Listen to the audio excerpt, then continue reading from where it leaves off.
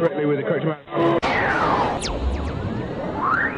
D20 Radio, where gamers roll. www.d20radio.com.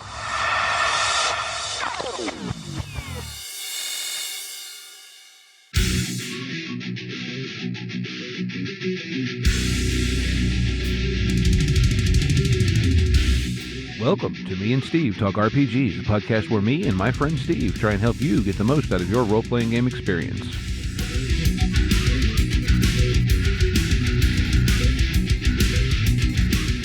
Hey folks, welcome back to Me and Steve. Going to have a little bit of a different episode today. My normal co-host Steve is not here today because he's off having fun at the beach.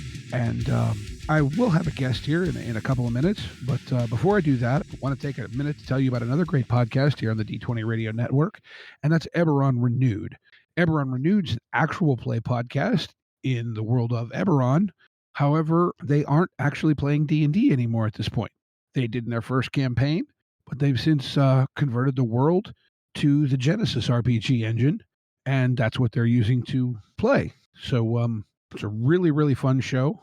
We actually had the GM, Eric, on, I want to say it was maybe like episode 6, so it's been close to 2 years now. We talked to him, but in any case, it's a really good show. Go check that out. It's called Eberron Renewed. So, as I mentioned, my normal co-host, Steve, is off at the beach this week. However, I am joined by another Steve this week, that being Steve D of Tin Star Games. So welcome to Me and Steve, Steve. Hello. And yes, I'm not surprised that there are lots of Steves on your podcast. Steve was like one of the most popular names in the 70s, and I know lots and lots of Steves, especially in gaming. Yeah, well, ironically, you're the first Steve we've had as a guest. We've had someone whose last name was Stevens. Right. But I am a child of the 70s. In any case, yeah, you're Steve D. You run Tin Star Games, and tell us a little bit about what all you've done and do in the gaming industry. I guess is a good way to start. Yeah, so I've been in the industry for about almost 20 years. I started working as like a journalist and a zine writer and a blogger. Had my own webzine back when those were a thing called Places to Go, People to Be. And then I got into freelancing, and I worked on all sorts of games from Vampire, The Requiem, and Warhammer, and Buffy, and have been freelancing for years. And in the last 5 years or so, I've started up my own company.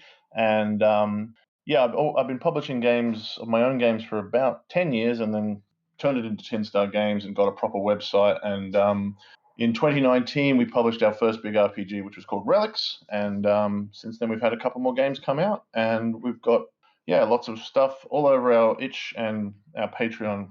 All sorts of indie games in all sorts of types.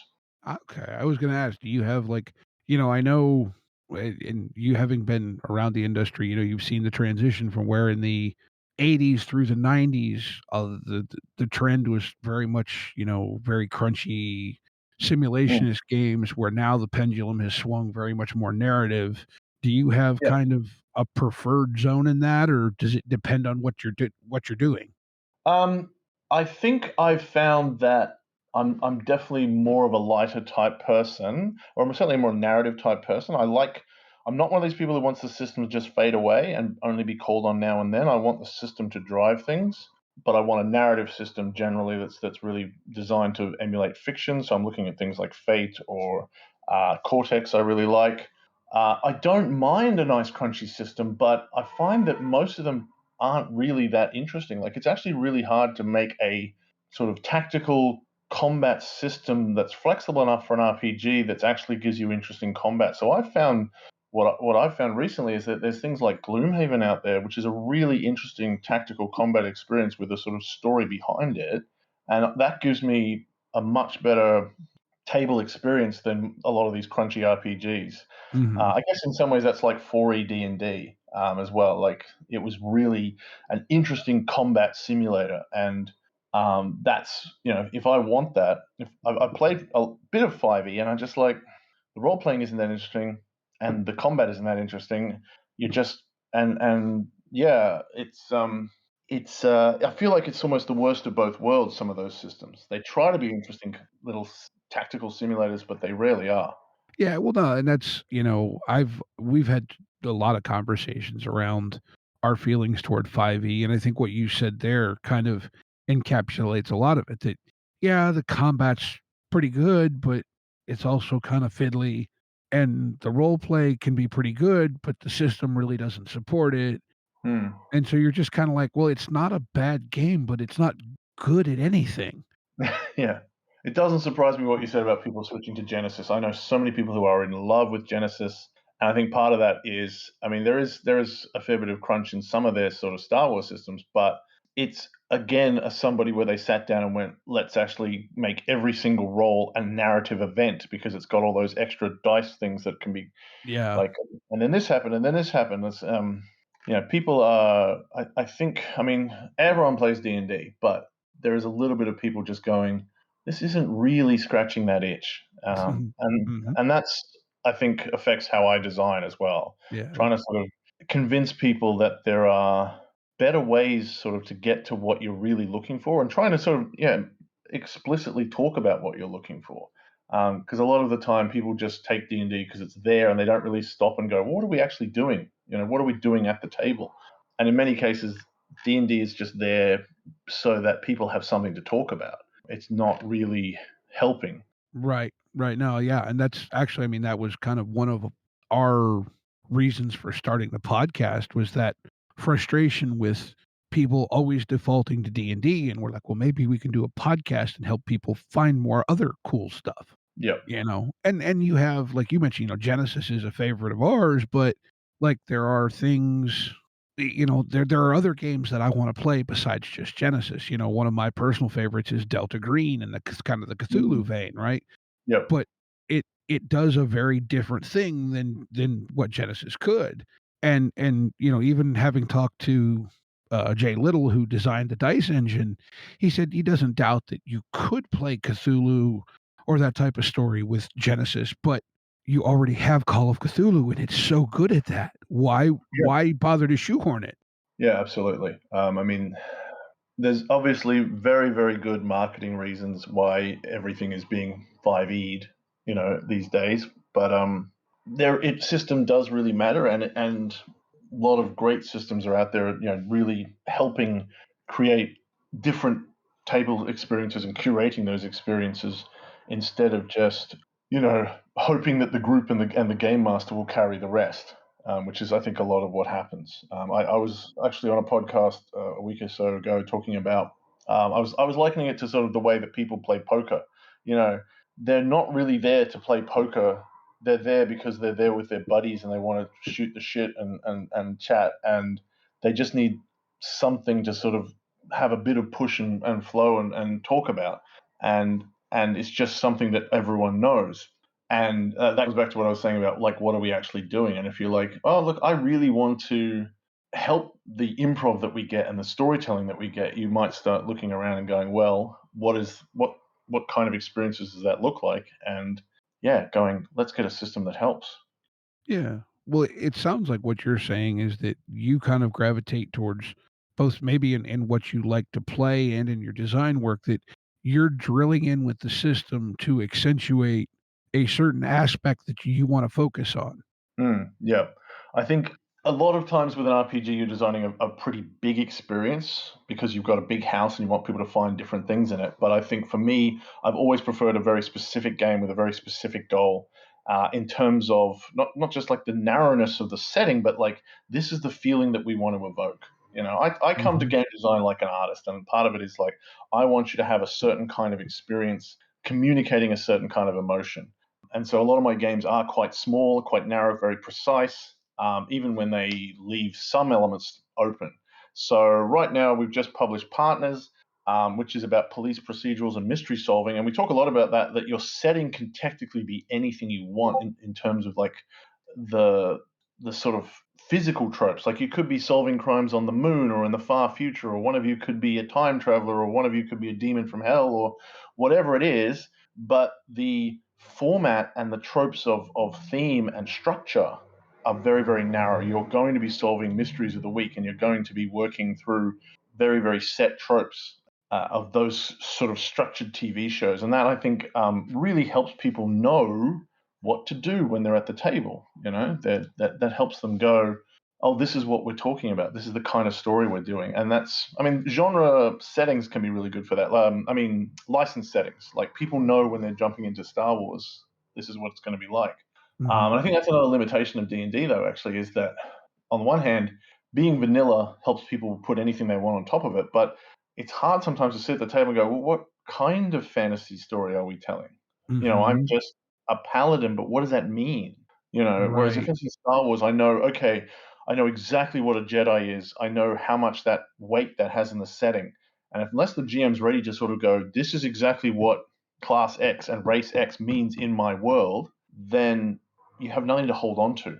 And Hmm. I think there's a lot of talk in tabletop design, board games and card games about scaffolding, which is the structure that the players use to figure out how to play the game. And in many ways, Dungeons and Dragons sort of doesn't have a lot of that. It has rules versions of it, like here are the things you can do, but no setting or fiction scaffolding. Yeah. Yeah. Well, and to circle back, we mentioned Genesis a little bit. I find Genesis interesting in that it's intentionally a generic system, but what they've done, I think, is the system focuses on a method of storytelling. In other words, it's very much designed to do that kind of heroic cinematic action. Yep, yep. And so while it's not genre specific or setting specific, it's trope specific. Yes, yes, absolutely. And you are going to get certain kinds of stories from the Genesis system that, Mhm. as you said earlier, you might not suit like a grounded Delta Green game. And again, that sort of some of that's really interesting about ways that you can tweak that, and even within some systems you can change some of the levers. But yeah, that to me like Well, you mentioned Cortex. yeah, Cortex is an example again that's fairly flexible, but also has the dice are going to create certain kinds of limits and actions. It's and comparing it to Fate, which I often do, is Fate is all about fate point economy, and there are points that you can spend in Cortex, but it's nowhere near as much as it is in Fate. And so Mhm. Fate often comes down to it's sort of pseudo antagonist thing where the GM and is figuring out how many points they have to spend, and you have how many points to have to spend, and there's this tug of war kind of thing, which is really good for a sense of fighting very powerful villains that are equal against you. And Cortex can do some of that, but it's also really good because Cortex uses dice instead of pools. It's good for modeling sort of more abstract, just like what is the threat going on, how tense is the situation, and there's this beautiful mechanics in the Cortex Prime where they talk about just having escalation dice, basically, which is just like how exciting is the situation at the moment, and therefore how many, what sort of dice you're rolling, and you beat situations down by lowering their dice, which means you can model. One of the great settings that comes with the core Cortex Prime book is about. It's sort of a little bit like Thunderbirds, but more realistic. So you're only dealing with mostly natural disasters and accidents and things like that, and so that Cortex system works really well for okay, the wildfire has 4 dice and 4d8s or something, and the train crash has 3d10s, and that's just naturally suggests, because once you sort of go, okay, any bad guy is just a number of dice, you go, well, a number of dice, then I don't have to stat them out like a person. I can go, well, then it doesn't have to be a person that they're fighting. It can be a situation, and it works really well with that. And that's how system can suggest a kind of storytelling. Mhm. So with Partners, you said it's a detective police procedural game at its core, but not well, looking at drive through, it looks like you have a variety of, if you will, setting supplements for it. Yep. Yeah. So the core of it is the kind of TV show that this like. So Bones is a good example. Lucifer is a good example. Castle is a good example. You've got two main characters. One of them's usually male. One of them's usually female. They have bickering and bantering, but there's a mystery of the week that they go through in certain stages, and that was sort of our core thing. To really, again, we wanted to be specific because that helps you stand out as well. So we were like, this is a game that's designed primarily for 2 players. You can play it with lots. You can play it with one, but we're pitching it as here is a 2-player RPG, and this is a two character kind of story. Hmm.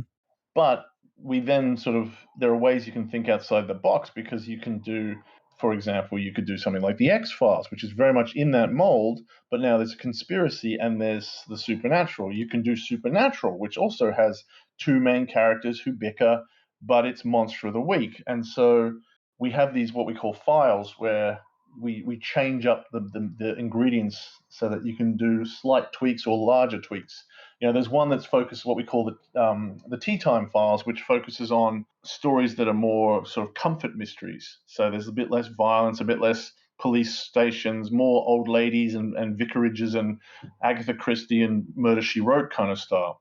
And yeah, so we also talk in the core book about just ways that you can make the sitting, you can slide the sliders a fair bit just with the core system. But then if you're like, okay, well, we there are some results on these tables that aren't going to fit, let's just pick up a file that's Cthulhu, or that's Sherlock Holmes, or that's Tea Time Mysteries or something.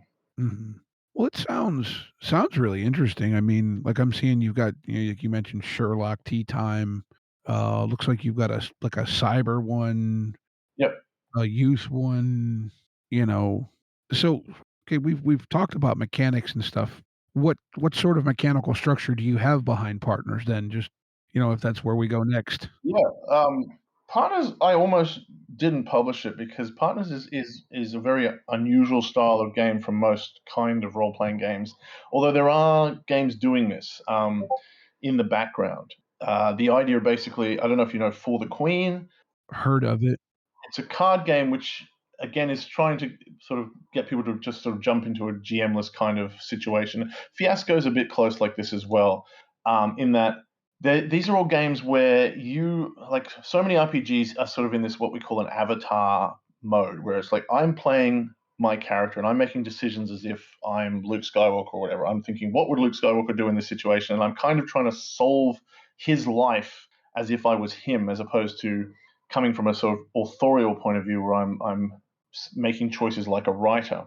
And Hmm. once you sort of come into a an author stance, sometimes what you get is these games like Fiasco, where the dice or the cards just go, your character has stormed off. Your character is angry at character Y. Your character has a terrible secret. And you don't get to choose that. The cards just throw it at you.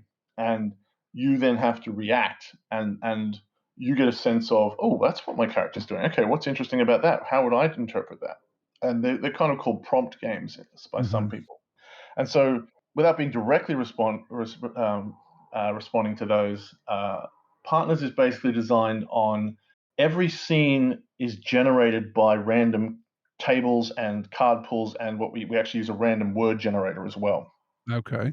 So you're not going to be like, oh, this guy was stabbed in the back, we should go and look at, who owns a knife. Instead, you're going to generate the next scene by drawing cards to see which suspects it involves, what kind of evidence is being provided, and what kind of scene it's going to be. And then you go, oh, okay, so next scene is about this. And that tells you what the next piece of evidence is that's going to be in the story, but you get to play out the scene and you have to figure out how your characters negotiate that scene, how they get past the barriers that are sort of placed in front of you, Hmm. and you take turns basically being the helper or the hinderer. So one, the straight shooter's like, we need to solve this mystery, and then the wild card will be going, oh, I'm distracted. I want to, because I'm a comedy character, so I'm just talking about my holiday to the beach. And then the straight shooter will go, oh, but of course there was sand on the victim or something. And then you switch over, and the straight shooter, as we call them, gets stuck, and the wild card will actually be going, no, here's how we push through and get this guy to talk. And so you know what your structure is, and you know what the clues are, but you have to sort of figure out, okay, what is this scene actually about? How do we find this? How do we make sense of these elements? Which is a lot like the fun of character generation if you do it randomly. Like, I think that's something that I always loved in RPGs. I love sitting down with a blank piece of paper, and it's not just, sometimes it's also randomly generating a world or a plot. You roll some dice, you get some prompts, and you go, oh, how does that all fit together? And you end up with something completely new that was just thrown from sparking ideas on your head and maybe someone else at the table. And you get this completely new idea that you didn't have before. And so we've taken that concept of discovery and inspiration from random prompts and turned it into the whole game. So every scene is like, oh, where are we now? Okay, what are we doing here? Let's find out. almost reminds me of the improv comedy show that well, there was a British version and a US version. Whose line is it anyway? Yeah, I mean, and that comes back to what I was talking about earlier about like looking at what we actually do at the table. And RPGs sort of began very much like Gygax's vision was let's take war games and boil them down to a couple of people. And it's a tactical war game where you're fighting eventually against the GM's ability to kill you. And that's one kind of experience. But along the way, everyone went, well, this is actually a lot like improv theater.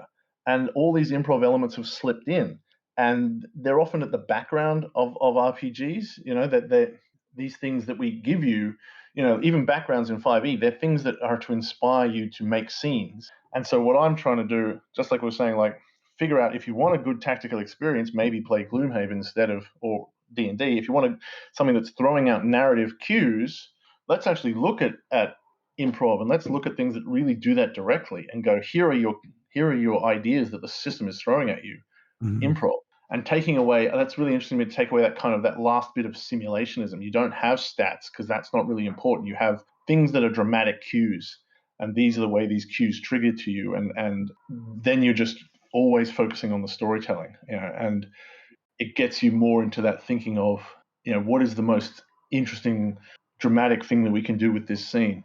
And we're working a lot of my games are sort of more and more into that area of like how can we just give you a prompt because that's I think what we're really sometimes what people are really wanting. I mean, and in a sense, Genesis has got like it's got a lot of the simulation elements, but it's still got that the fact the way the dice throw out, you know, this is the complication and this is the weird thing and this is the force element or the magical element. That's again a list of prompts. Right. So I just try to boil that right down and go, look, if prompts are what we want, then effectively 90% of partners is just lots of random tables that you draw on with playing cards. Mhm. And the trick is getting the tables to fit really well to the genre so that you know, when you draw a card, oh, it's fingerprints and it's the brother of the victim, and you know exactly what kind of scene you're doing without having to think too hard, but it can still be creative and inspiring.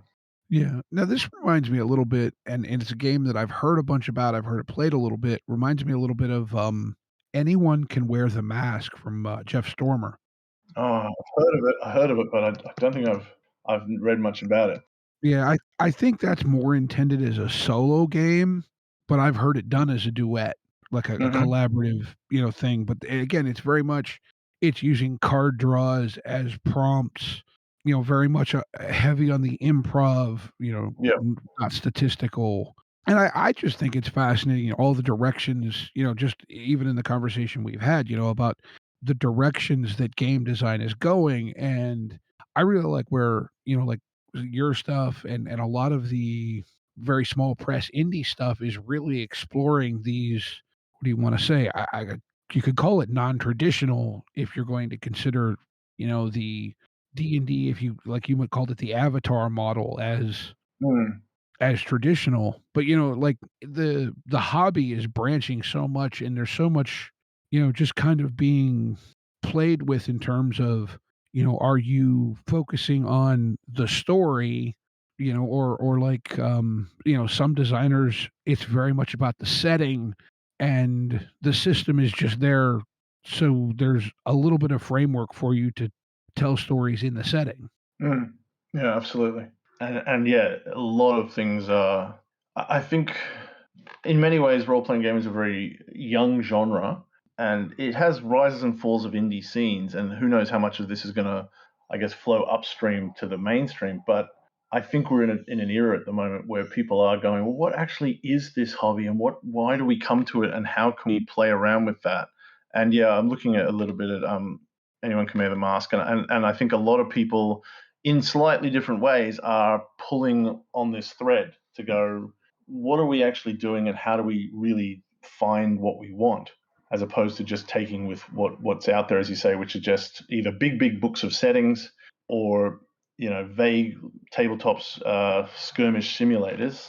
What can we actually do with these rules when we actually ask the question, what are the rules supposed to do? How are they supposed to guide us to this experience? And I've got some other games that I'm working on that, again, coming down to try to and trying to also get that to into a larger market. So we're working on a game it's still a long way away, but it's designed to emulate zombie fiction, zombie films and stuff, and only uses a deck of specific cards. But the idea is we want it to sort of really feel like a card game almost, so that someone who's never played an RPG and doesn't really have a lot of improv experience can just pick it up and go, oh yeah, this is it. Like I don't know if you've seen, there's a thing called Rory's Story Cubes, which is a big seller from Asmodee, which is it's mostly designed for kids and teachers. You roll dice and it's a prompt game. You get these sort of random symbols and it's like, okay, kids, what story would we tell about that? And it's the same sort of idea, but for a bit more of an adult sort of thing. Like, oh, so you draw a card like, oh, and it tells you something about what scene you're in with the zombies, and everyone can sort of just have a bit of fun and say a thing. But the idea is to try and, as we expand what a definition of an RPG is, try to get to people who have preconceptions and just go, this isn't like, it isn't all like Dungeons and Dragons. Well, right, exactly. I think if you because if you come to someone and go, this is an interesting thing to do, an activity to do, but here are the giant 3 hardcore books of rules, and it's a fantasy setting that's sort of like Lord of the Rings, but it doesn't actually work like Lord of the Rings. That's just a huge barrier, and also you have to play it for 4 hours at least for several weeks of your life. Nobody wants to step into that. Yeah, it can be daunting for sure. I've described the greater hobby of role playing games as cops and robbers for adults. Yeah, yeah. And the thing about cops and robbers is that when you're a kid, you know exactly how that works, right? Because you've seen the shows. Cops chase the robbers, and the cops eventually catch the robbers and put them in prison or something. And that's all the rules you need to know when you're a kid. Then eventually you're like, but I shot you. But so you just, but instead of going, right, here's a massive, complicated, crunchy system to solve who shot who, have a simple rule. Have a, Mhm. like, if it's your turn to speak, you get to make some calls, and then the next player gets a card or a dice or whatever, and then you move it on. And that's I think if we can get people to do those kind of things, we can sort of unlock the idea of getting D&D sort of almost to being a parlor game. It's something you can just sit around, or a party game, right? You're sitting at the pub and just go, let's have a round of this. That's I think is something like a holy grail, because I think obviously there's a lot of shyness and reluctance to tell a story, but I think you don't have to be an improv expert to sort of go, oh, and then this happened and then that happened, and we understand how to riff off each other's jokes, and anyone who's got a little bit of creativity and a little bit of comedy in them can sort of just go, oh, that makes me think of this and that makes me think of that, and I think a lot more people could be experiencing some of this fun, and the success of Fiasco again is a fairly widely successful game. Sort of points to that as well, where people like, once you take off, like Fiasco takes off, it's very simple. It's one shot, which takes off some of the pressure. And there's that emphasis on everything's going to go crazy and stupid, which again takes away the pressure. And that's why we've chosen zombies for this next game that we want to do, because everyone knows most characters die. So you're okay with like, oh, I guess, I drew this card, which means I die, which is cool because, now I get to describe how the zombie bites my head off. That just takes some of that pressure off. And then you get to be a zombie for the rest of the game, so you get to go around and eat people. And Oh, um, cool. yeah, and it's Fiasco has a lot of these elements that just go, it's okay to just make mistakes, to get over your shyness, and yeah, I think it's a really interesting area to explore, and I think again we're probably seeing some versions of it. I think popping up, like as I said, we have these hybrids like Descent and Gloomhaven. I think probably like there's these games that they do for kids where like the dad is sort of, the mum is half GMing, like it's a little book and you go, okay, put your character down, and this it's sort of D&D for kids, but there's a bit of an improv, and I think we might see the next step is, and then get your kids to fill in this blank or fill in that blank, and we might see some really interesting hybrids in that sense of that it's going to look like you're playing a board game with your kids, but you're actually getting them to tell a story. Mhm. Yeah, well, yeah, that could be interesting. I mean, I think it's going in so many directions at this point. It's almost like we're technology. It expands exponentially because this person goes this direction off this thing, and this person goes the other direction off that thing, and it keeps branching like that. And so it just it's this giant almost like a shattering pane, the lines in a pane of glass when it cracks. Mm, You know mm. what I mean? But I Yeah, mean, you were talking about like the disposable, not really disposable, but the idea of kind of not being as precious with your characters. And I think that's a trend we're seeing right now too, especially in like the OSR scene yep. with like Morkborg and I just got the PDF copies for Cyborg, their cyberpunk hack. Hmm. Hmm. And it's that just go hard, and if you die, just try and go out in a big blaze of glory. Yeah, and weirdly, things like D&D. I mean, these days, because of that big buy-in to get into a character, you have to come up with an idea, you have to understand the rules, you have to pick a class, you have to make hopefully good tactical choices. You actually become way more attached to this thing because of the effort, and you're like, well, I don't want to take risks with this character because it took me so much effort to build it. And that's like in computer games, computer RPGs. You're like, well, I'm definitely reloading this save because I spent 400 hours on this character, and that there's nothing. You can tell some great stories, but it does really change the kind of storytelling you're doing, and that comes back to what we're saying about how much system does matter. And if you ask somebody to spend 2 or 3 hours building a character, they are not going to risk it, and they are not going to put it into dangerous situations. And then you end up with GMs frustrated, like, oh, these guys, they didn't go into the dungeon to fight the dragon. They hired an army to go in and kill the dragon for them. It's like, well, yeah, because they don't want to risk their characters. You that situation was created by the rules. It didn't come out of nowhere. Right. And Yeah. and yeah, Well, it sounds like partners, where what you focused on with partners is it's yes, you've got characters, but you're playing the story, not the yeah. characters. Yeah, exactly. You are, in a sense, more like the TV writers and creators of the show. And we talk about how to make a show Bible as well. So you go through and go, okay, so what is our show about? When is it showing? Like, is it a late night show, or is it for kids? Is it PG? Is it M?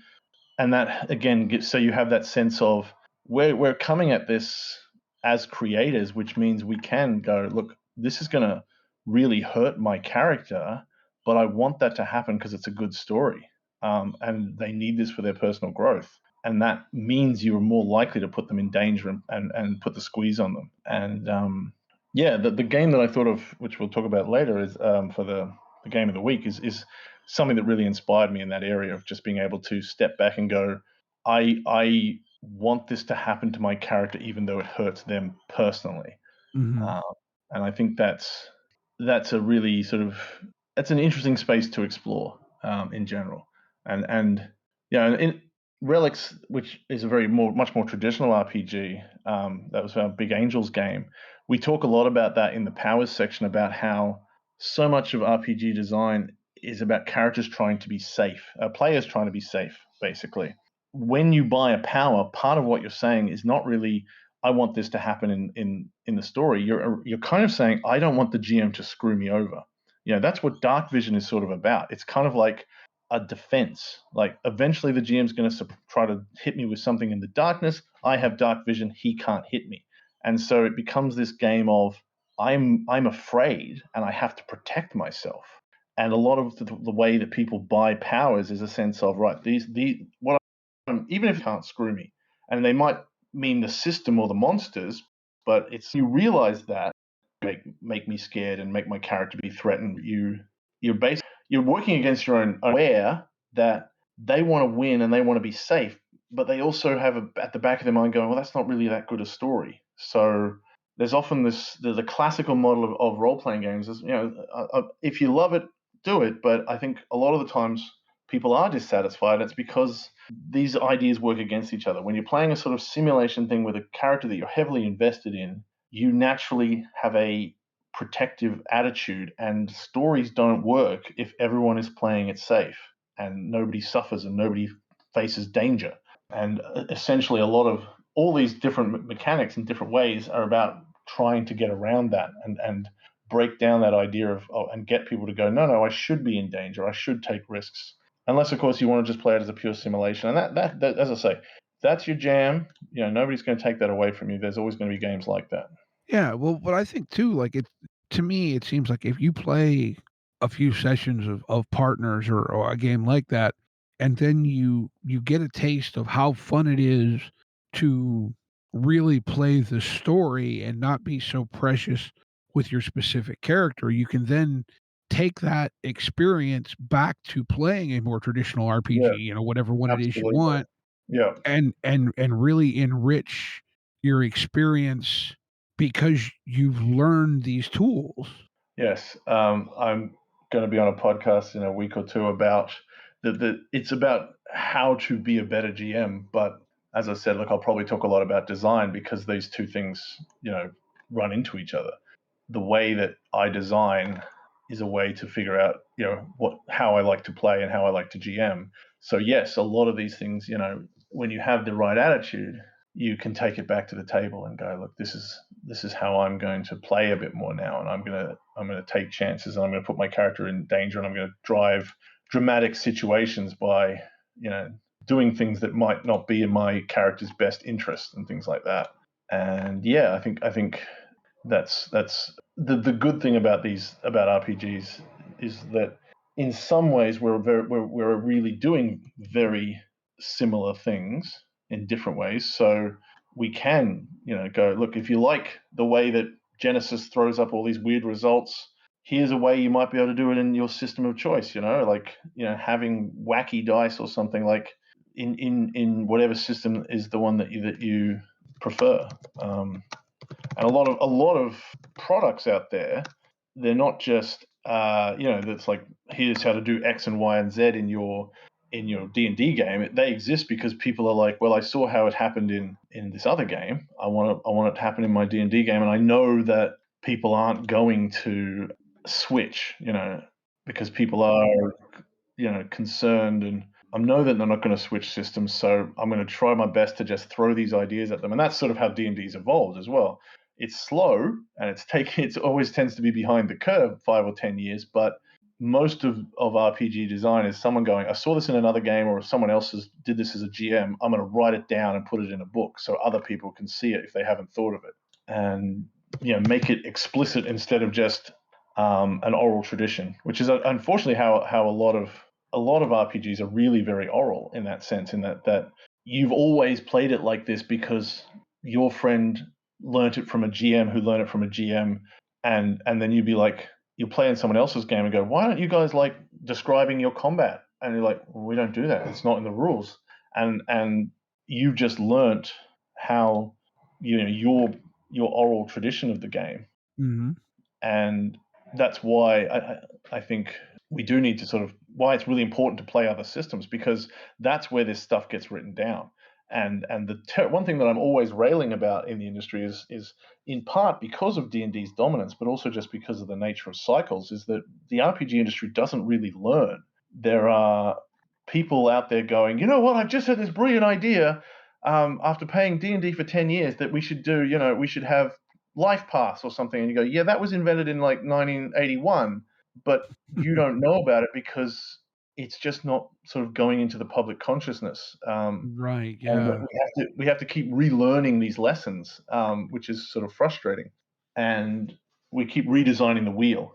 So hopefully, with this sort of more of a, if there is more of a people looking at different things out there, we'll get a bit more of that kind of you know, not having to keep going back and reinventing the wheel every single time. Well, this is an interesting thought that I think I've had a conversation or two around this recently with, I don't remember who now, but the kind of D&D isolationism that Mm, I know we see it quite a bit here in the US. I don't know if it's that as much the case, down in Australia, but that seems to be actually very player centric, where, like, doing the podcast, I get a chance to talk to a lot of different game designers, a lot of people who work on, all kinds of stuff. And it seems like within the design community, even amongst people who are doing a lot of like third party D&D supplements and stuff, the the amount of people who play other games, who read a lot of other games, who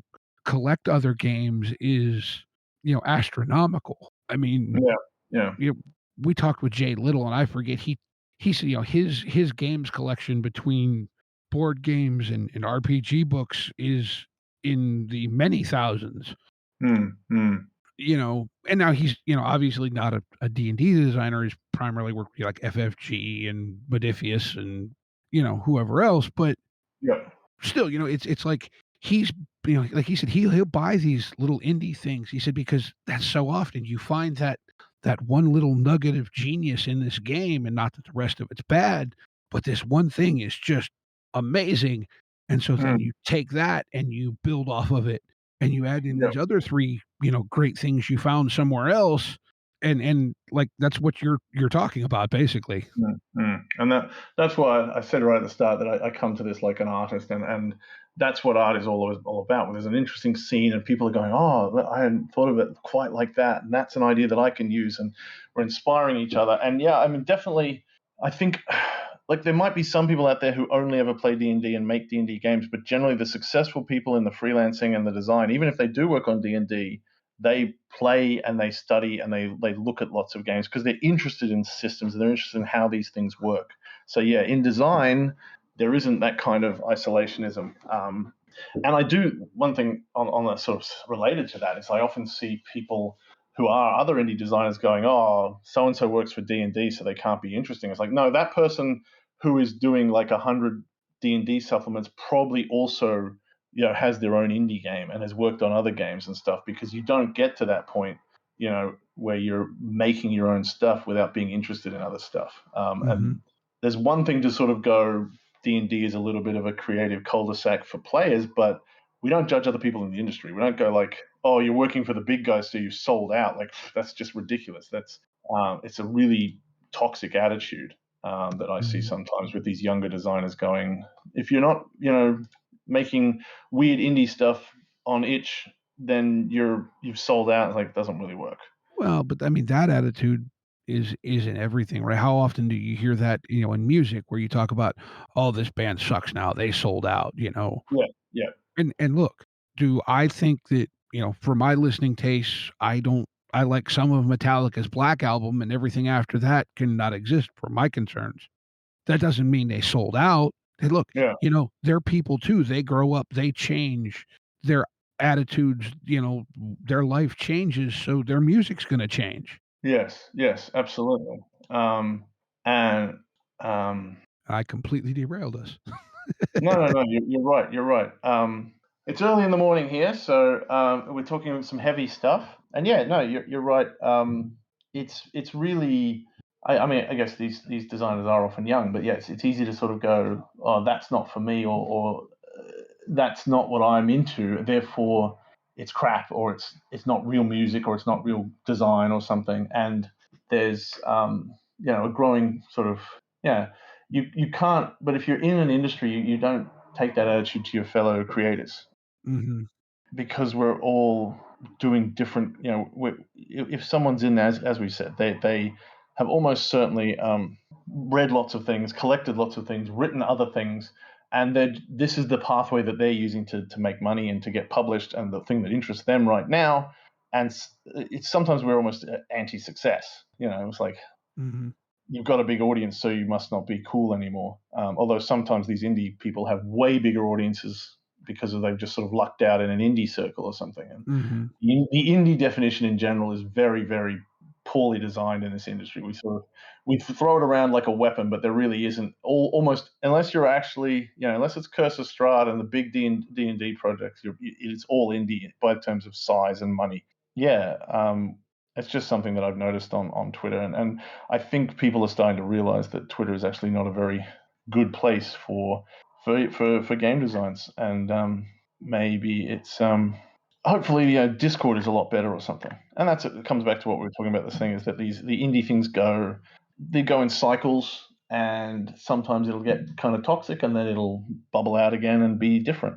And yeah, we do see a lot of it. Is a very friendly industry in other ways, and a very welcoming industry, like the game industry in general. well, yeah, I know my experience has been, pretty much everyone that I've gotten to talk to within the industry has been, really nice people, even people who you'd think are, "Oh, these are big, unapproachable people," and and you start talking games, and it's like you just finished rolling dice for 3 hours, and now you're just shooting the breeze. Yep, yep, yeah. You know. When again, 20, 25 years ago, when I was getting into the hobby, I found everyone was really, really welcoming and keen to talk. And that's helped me now, because now, some of those people have become my colleagues, and they're like, oh yeah, I remember, you didn't show up at my booth and tell me that my game sucked, or whatever it is, or bash me online or something. You were respectful and asked me questions. But yeah, we are all, as in terms of like hobbies that can turn into a profession. There's very few as welcoming and as easy to get into as RPG design. Mm-hmm. And again, that comes back to also, like we were talking before, about how you play is how you design. If you're a player, you're already sort of designing a little bit, because you build your character and you create scenes. If you're a GM, you're doing it even more. So as soon as you start into this hobby, you're sort of trickling towards design. And yeah, so we're all a little bit artists and designers, and then we just do it more and more and more. Yeah, well, and it's like, you've said a couple of times that your kind of design philosophy is in many ways that you're an artist first, and I think that that's a really interesting take on it. But I've said for years that, to me, I think that art, where most people think of art as the piece that you get when you're done, to me, art is the creative process that gets to that piece. Yeah, yeah, And so it's like you said, you could go, your game sucks. Well, no, you just don't like it. That doesn't mean that the creative process behind it was any less valid, any less special, any less whatever than, the process that behind, Da Vinci painting the Mona Lisa or whatever else. yep, yep. And that's a really good distinction, because a lot of people want to have created a piece of art but don't necessarily want to be an artist. And you have to love the process. You have to really be interested in the process, because that's where it all is. Where you're just like, this is me coming back to the blank page and making sure it works and testing it, and and finding what's interesting and finding what's key. That's the work, and that's what's being an artist is about. You make a book and you'll be like, yeah, that's nice, and then for you've got to go back to the well and start writing again. It doesn't sort of end with a product. Whereas for the consumer, that's sort of like, oh, here's this new thing, and it's a different relationship. And it's, if you want to be a creator, don't think about, would it be nice to have a book with my name on it. Think about, is it nice to sit down all day and work on making a game better and better and better? Is that something you want to do? Mhm. Yeah. Well, we've ranged all over the place here, from, theory and all kinds of stuff. Anything more you wanna touch on before we start moving on to a couple other small things? Or, I think I probably, as I said, I think I'm exhausted my brain a little bit here in early morning. yeah, I was gonna say it is morning time for you, and I thank you very much for taking the time to join us. So we've talked about some of your stuff and all that. Where can people go to find your stuff? Or, do you have website, social media, Patreon, anything you would like to invite people to check out? We are basically Tin Star Games everywhere. So that's tin like the metal, Tin Star like the thing the sheriffs wear, right, in the Old West. So we are tinstargames.com, tinstargames.itch.io, Tinstar Games on Facebook, Tinstar Games on Instagram. On Twitter, because of a thing, we are Tinstar Games with a number 1 at the end. And all of those places you can find out more about our games. And I'm pretty active on Facebook and Twitter. So I'll answer all your questions, and if review copies and things like that, we're happy to put out there. And yeah, if you've got a podcast, you want to do some running of our games, we'll also provide free copies for that and everything. So yeah, and we also got free games on our Itch site as well, so you can check out Oh, some of our smaller games. And if you join the Patreon, you get almost everything we put out for free. But it's not all up there yet, but it's coming bit by bit. So check that out. Yeah. oh, very, very cool. All right then. Well, I guess then it's time for us to do our little kind of end of the show segment we call Game of the Week. Game of the week. Game of the week. All right, would you like me to go first, or would you like to go first? I know you said you had something picked out. I've got something sort of picked out as well. So, Yeah, so I'll go first. The game I was thinking of was Smallville. it was one of the early games of Cortex. Well, actually, it was somewhere along the line of the Cortex system history. And I never watched the TV show of Smallville.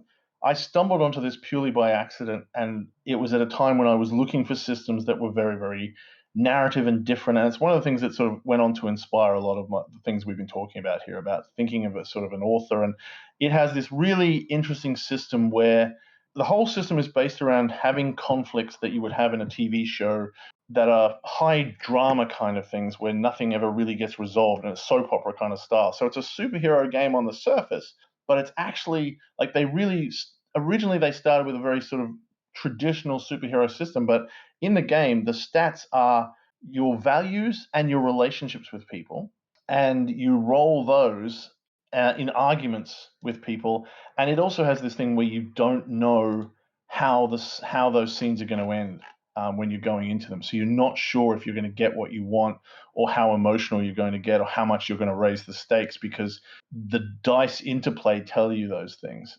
Okay. And that really just inspired the hell out of me. It's also got a really unique character generation system where you build this whole TV show, and we just did run that all the time, and just because we wanted to try just make different shows and just see what we came up with, and that's just been a great inspiration for me. And yeah, it's weird because it's probably one that gets overlooked because people are like, well, I don't watch the show, but it is a really, really incredibly well written game that does things almost no other game does, and was a huge inspiration on me. And you can see a lot of it in the Cortex systems that are out there now, but I do also recommend just a very, very well written book. Yeah, I think is that out of print now? I mean, not that I that think it doesn't make. is, yeah, yeah. I mean, you said older games. I think. Oh, no, no, no. That's perfectly fine. I Yeah, mean, the first time we had Ian Houlihan on, he went to James Bond 007, which yeah, I think yeah. has been out of print for 30 years or something. Since the quite a 80s, while. since Yeah. maybe early 90s, yeah.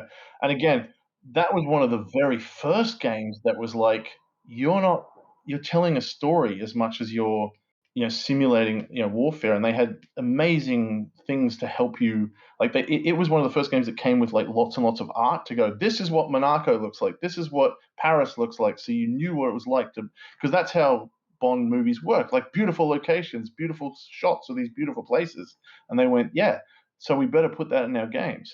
Yeah. No, I got to have a conversation with the lead designer for that game, Oh, not for the awesome. podcast, but turns out he actually lives geographically kind of close to me, and actually we ended up in a local role playing group on Facebook together. Nice. But Nice. yeah, he said, we had a conversation. He's a really interesting guy. We may have him on at some point. But he said that's actually kind of been one of the things that he's made a career of is people will bring him on to make a game feel right. Yep. Yep. And he said in his case, it's all because he has a background in drama school. And he said, Yep. so it's all really for him anyway, it's pretty much basic drama stuff, but to apply it to game design and going back to, the point you made before about how so much of it is kind of oral tradition and we don't actually learn the things. Yeah. Yeah. And yeah, that doesn't surprise me. He has a dramatic background, because that was it was just one of the first people to actually get this idea, and hopefully, and as you say, we are still trying to learn it 30 years later, and people are sort of slow to learn this lesson, but we end up getting beautiful games out of it, and I think that's something that I think I'm very strong at, and probably learnt from things like James Bond is that feel is really important. I think we touched on that right at the start, that my goal as a game designer is to get you to feel certain emotions, and it better feel like it's a James Bond film or a murder mystery or whatever it is. And that involves artistic skills, and literature skills in terms of how the words and the images make you feel and how the mechanics make you feel. Okay. Yeah, no, that sounds cool. I may have to see if I can and find something, prowl some local shops and see if I can find an old secondhand copy. Mm. Cortex Prime, I'm very curious about, but I'm a little intimidated by the amount of front end setup to it, which is weird because I'm not necessarily a crunch averse type of guy. But I think a lot of people might be waiting for, like, Cortex Prime doesn't have a really baked in setting. There's sort of options at the back, and there's going to be books coming out, which is like, here's how to run setting X front and center. using Cortex, and it is a very, very much like that Cortex Prime rulebook is just a list of switches. It's like, here is switch 1, you can be in positions A, B, or C. Here's switch 2, and it's like, okay, but which ones do I pick? And they've just put out the Tales of Xadia game, which is for the Dragon Prince setting. The He-Man game is, I think, 6 months away. And then there's a bunch of other ones which are, as I say, going to be sort of front loaded with the setting and making those choices for you. And that might be a lot easier for people to get into. Yeah, I think that would help me. Yeah, and so Smallville, like, if you can find it, or the Marvel version they did, like, there's a new Marvel one about to come out from Matt Forbeck, but I really love their Marvel RPG, which again just was very, very narrative based, had things in it that I'd never seen before, and really, like, one of the stats in that is how well you work with a team or with a single partner, or whether you're a loner. Like, that's one of the core stats in their Marvel game, and I think that's just a really brilliant thing to observe, that so much of Marvel is like, person X likes to work alone, but now they're with a person, in a crossover, and now that's going to make them weaker because they don't like working with Spider-Man. And that kind of like genre awareness and putting it right front and center, just something that Cortex does well. Yeah, so if you can find their Marvel game, I recommend it as well.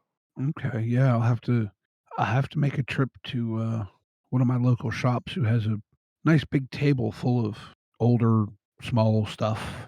Nice. That's something we have a lot of trouble tracking down in Australia. Oh, I know. I've had, well, just, different people I know from, be it Australia, New Zealand, whatever. So, what you get shipped over there is fairly limited. To get anything shipped just is ridiculously expensive in most cases. Yeah, yeah. And conversely, probably for you as a designer, it's awkward getting stuff out. Yes, yes. We have a lot of issues with getting to the rest of the world. Yeah, so that's definitely a thing that has long influenced our industry, is that we are a long way away from everything else, and that makes everything harder. Yeah. All right. Well, let me get on to my game of the week here, which is a game. It's from a studio called Khepera Publishing. I think I'm pronouncing that right. Khepera. Mm-hmm. It's called Atlantis: The Second Age. Mm. And and as much as this generally isn't my bag, this looks interesting. It's very much a sword and sorcery game inspired by like Fritz Lieber, Michael Moorcock, Robert Mm-hmm. Howard. It says it's based on the classic Atlantean trilogy from Bard Games, Um, but the artwork, just the cover, is absolutely gorgeous. oh yeah, And it is. Yeah, very, very period correct too. Like, it does look like a Fritz. Oh, I've forgotten his name. Lieber. Lieber, but also who was that guy? Vallejo. It looks like Vallejo as well. Yeah, Okay. and those guys. Yeah. But yeah, and the way they're describing it, they do have a system to built into it, but it again, based on their drive-through listing, I haven't read it for myself yet, but they say that it can easily be adapted to most popular fantasy games you already play. So you could just take the setting out of the book and do what you want with it in your system, or you can use theirs. Mm-hmm. Which they're saying somewhere here there was something where they're dealing a lot with like exotic technomantic magical creations and cool stuff like that. So I mean, like I said, just unless the only artwork in the thing is the cover, and I highly doubt that given the modern climate, and this is a fairly recent book. Mm-hmm. The artwork alone is just very evocative and very cool. And yeah, I mean, sword and sorcery is a neat thing. It's just often not my thing, but this looks like a flavor that I could find really intriguing. Yeah, yeah. I mean, everything. If people do it well and put a lot of love into it, then you can't help but get caught up in their enthusiasm and just be like, okay, yeah, no, you're making me want to play this setting. Exactly. Yeah. And there's a lot of support stuff out for this too. Soundtrack, all sorts of source books. Looks like some monster decks. All kinds of cool stuff. Yeah, yeah. Oh, actually, yeah. These are the guys who did Hellas, which has been Yes. very successful. Yeah. Yeah, and I think they just recently kickstarted a superhero thing too. I can't remember the name of it. Oh. Not God Sent Agenda. Yes, that's it. Yeah, I remember when that came out, maybe 20 years ago, back when I was on RPGNet. Like, they think this is a new edition that they've taken to Kickstarter. Yeah. Uh, yeah, and it's yeah. I mean, this designer has been in the industry for years and just working really hard at making these couple of really excellent games, beautiful systems and beautiful art. And yeah, God's Hidden Agenda is sort of like the Eternals kind of superheroes. You're these very powerful sort of things that have been around throughout history and stuff, which is yeah, actually some of the original edition was some of the ideas that ended up in Relics. So as it goes back to we all sort of inspiring each other. Yep. Yep. Well, it's been a wonderful conversation. I'd like to thank you again for taking the time to join us.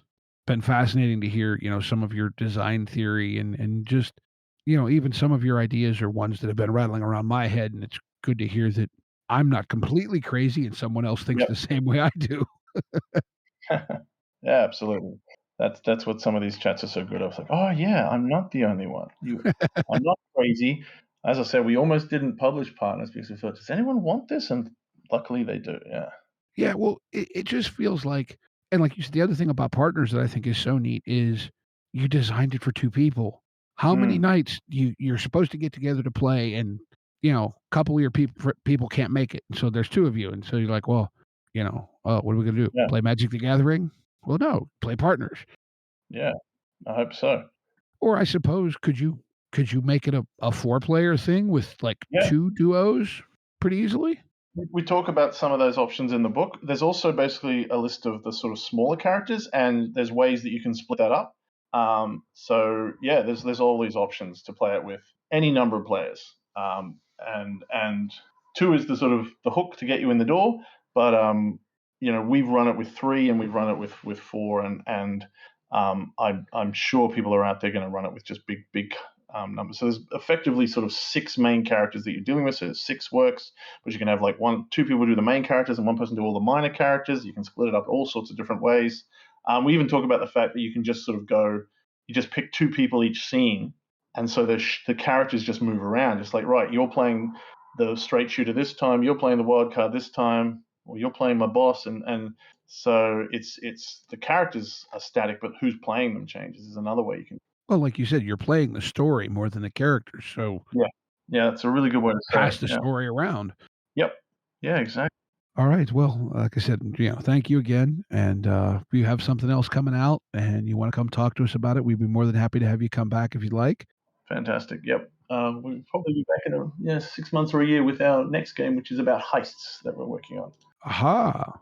Is that after the zombie one or? That'll be before the zombie one. Yeah, Aha. which is yep. That's the Okay. one. Yep. Well, very cool. Very cool. All right. So, yeah, be sure to check out, Tin Star Games. Like Steve said, all things tinstar.com, Facebook, etc. Yep. And with that, thank you for listening. Be sure to check us out, Facebook, Twitter, Patreon, all that other stuff. Me and Steve RPGs. And we'd like to remind you all to be kind to each other and go play some RPGs. Intro and outro music by the band 12 Noon. You can email us at meandsteverpg@gmail.com. You can find us on Twitter and RPGs. Find us on Facebook at Me and Steve RPG Podcast. On Discord at Me and Steve RPGs. And as always, all of these links are in the show notes. Thank you, and be kind to one another.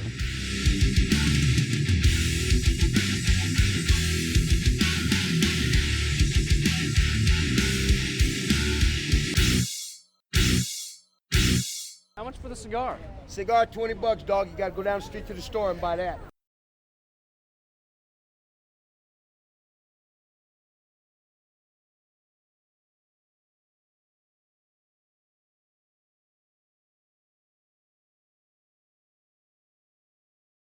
All right. That's a wrap. Fantastic. Yeah. Thank you very much. This was a very, very fun conversation. Awesome. And that's thank really you for good. waking up early. No worries. Yeah, and I will. Yeah, we'll definitely love to be on again.